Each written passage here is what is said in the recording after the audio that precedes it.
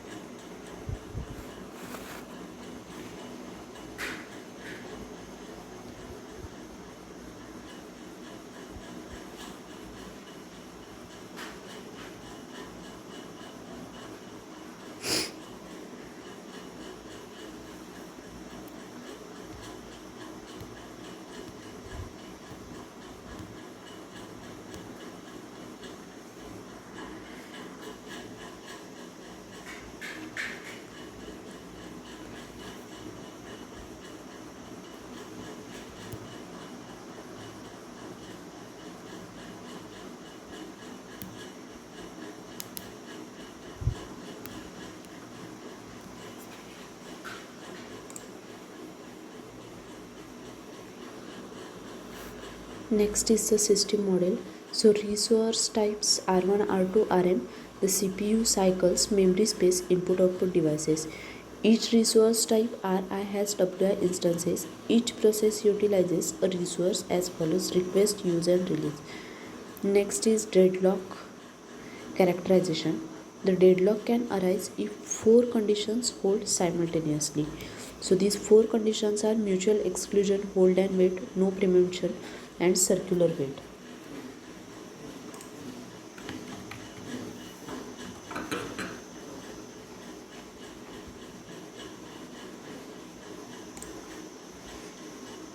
Mutual exclusion means only one process at a time can use a resource. Hold and wait means a process holding at least one resource is waiting to acquire additional resources held by other process. No preemption means a resource can be released only voluntarily by the process holding it after that the process has completed its task. Then the circular wait means there exists a set P0 P1 P0 of waiting process such that P0 is waiting for the resource that is held by P1 and P1 is waiting for the resource which is held by the P2.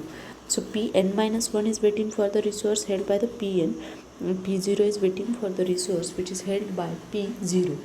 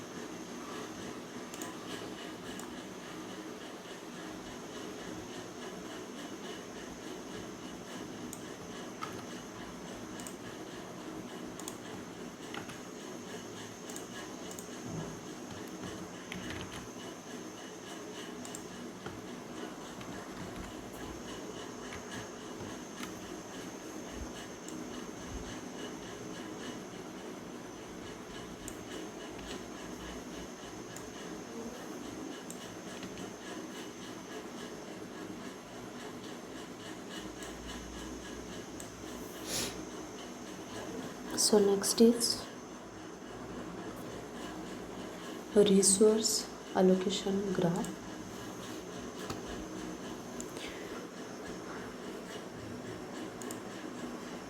It is a set of vertices V and a set of edges E. V is partitioned into two types, that is P and R. P consists of P1, P2 dot dot Pn, the set consisting of all the process in the system. R is R1, R2 dot dot Rm. It is a set consisting of all the resource type in the system. So request edge is directed edge P1 to Rj and assignment edge is directed edge Rj to Pi. So next is the resource allocation graph. Here process resource type with 4 instances, then Pi request instance of Rj and Pi is holding an instance of Rj. This diagram shows the example of resource allocation graph.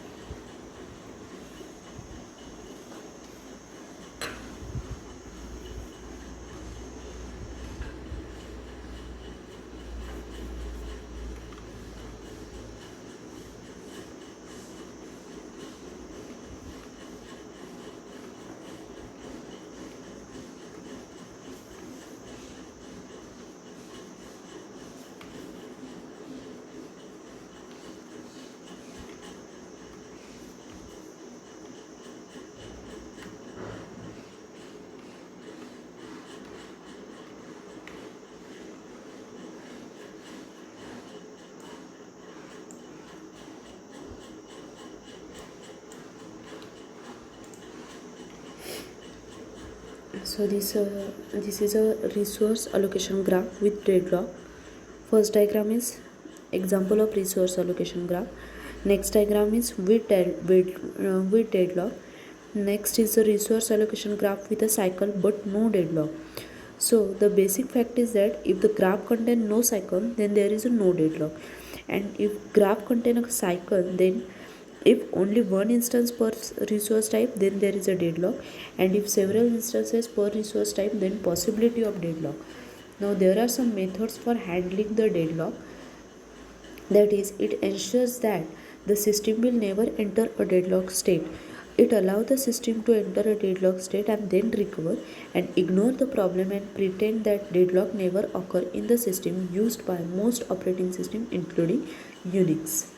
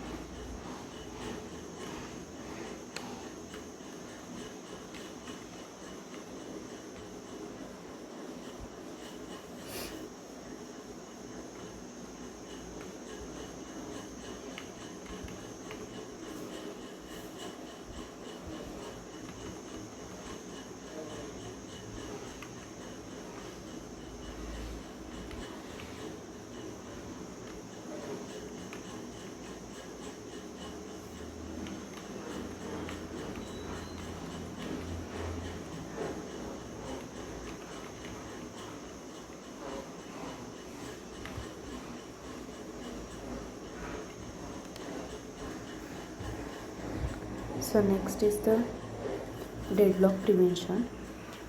Here it restrains the ways a request can be made. Mutual exclusion means it not here there is no requirement for the not required for shareable resources. It must hold for the non-shareable resources. Hold and wait. It must guarantee that whenever a process requests a resource, it does not hold any other resource. It requires process to request and be allocated all its resource before it begins execution, or allow process to request resource only when the process has none. Low resource utilization, starvation possible.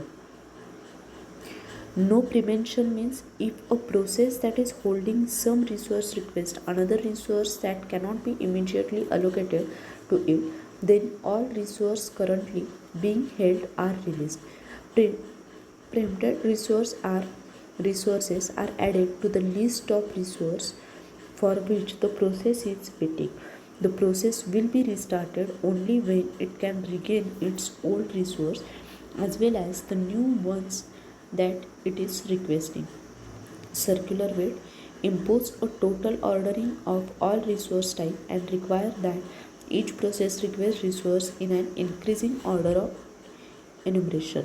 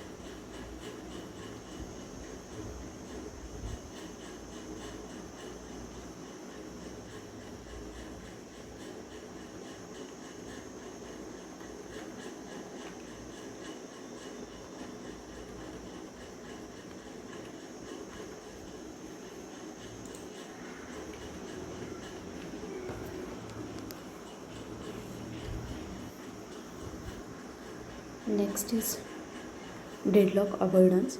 It requires that the system has some additional or prior information available. Simplest and most useful model requires that each process declare the maximum number of resources of each type that it may need. The deadlock avoidance algorithm dynamically examines the resource allocation state to ensure that there can never be a circular wait condition. The resource allocation state is defined by the number of available and allocated resources and the maximum demand of the process.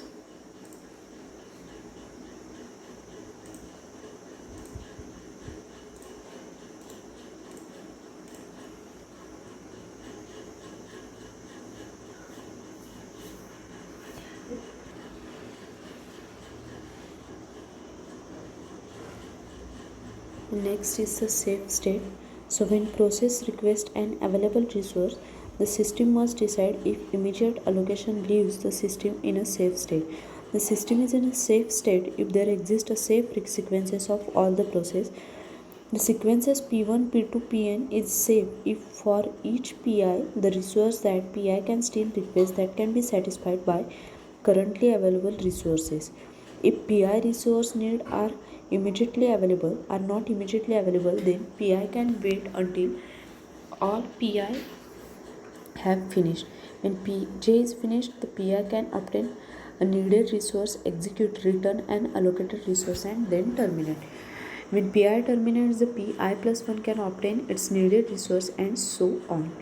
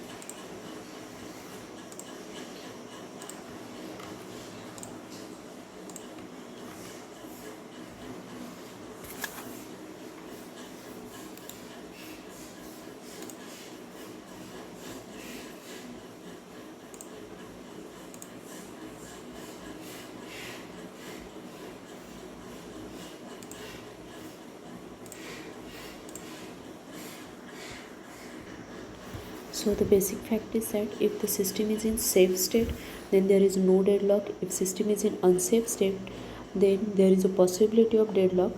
For avoidance, ensure that the system will never enter an unsafe state. So this diagram clearly shows the safe, unsafe and deadlock state.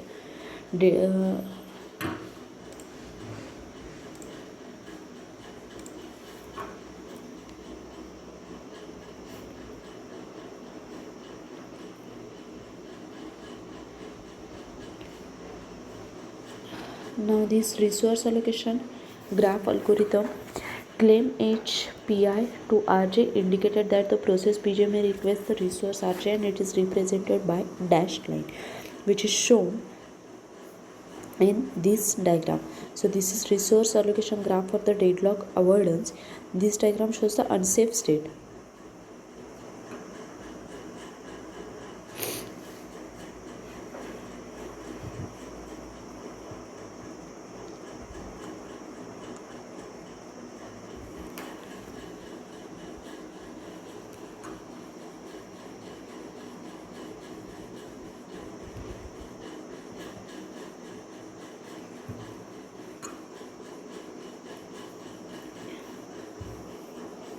Also, the claim age convert to request the age when the process requests a resource, and when resource is released by the process, the assignment age reconverts to a claim age.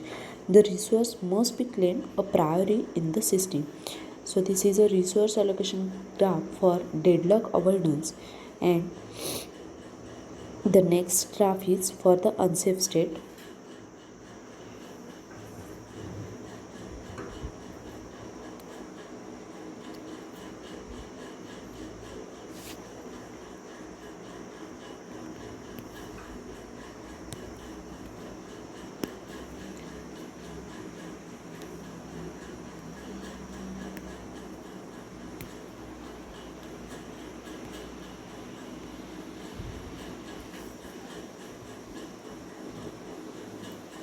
And this diagram shows the unsafe state in the resource allocation graph.